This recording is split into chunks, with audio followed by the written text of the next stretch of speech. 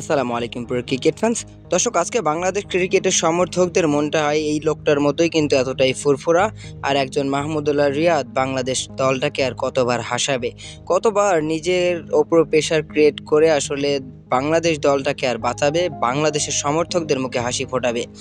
হাসারাঙ্গার দিকে তো তাকানোই যাচ্ছিল না, হাসারাঙ্গা তো মাঠেই কেঁদে দিল, কেননা তারা প্রথম 2 টি-20 ম্যাচই কিন্তু হেরে গেল বিশ্বকাপের মঞ্চে।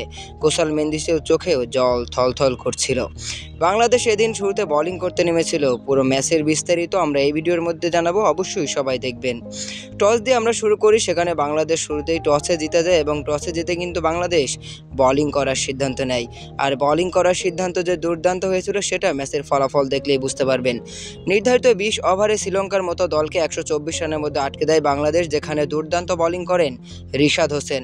মাত্র 22 রান খরচ করে তিনি নেন 3টি উইকেট, আর মুস্তাফিজুর রহমান 3টি উইকেট নেন মাত্র 18 রান খরচ করে।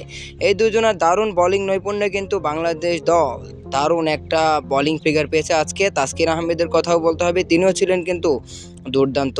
সব মিলিয়ে বাংলাদেশের বোলারদের কিন্তু কোনো রকমভাবে দোষ আপনি দিতে পারবেন না লাস্ট কয়েকটা সিরিজ, লাস্ট কয়েকটা ম্যাচে। তবে ব্যাটিং ব্যর্থতা বাংলাদেশকে ভোগাচ্ছে, এই ম্যাচেও ভোগাচ্ছে। তবে আমি সৌম্য সরকার, তানজিদ হাসান তামিম এবং নাজমুল হোসেন শান্তকে নিয়ে কোনো রকম কোনো কথাই বলতে চাই না, কেননা তাদেরকে নিয়ে কথা বলাটা আমার একেবারেই পছন্দ না।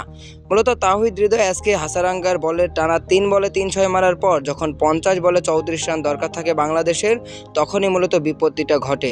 তখনই ঝড় আসতে শুরু করে, আর যেই ঝড়ে উড়ে যায় তাওহিদ হৃদয়, লিটন দাস সহ আরও অনেকেই। তাওহিদ হৃদয় 40 করেন এবং লিটন দাস 38 বলে 36 রান করে ফেলে গেছেন।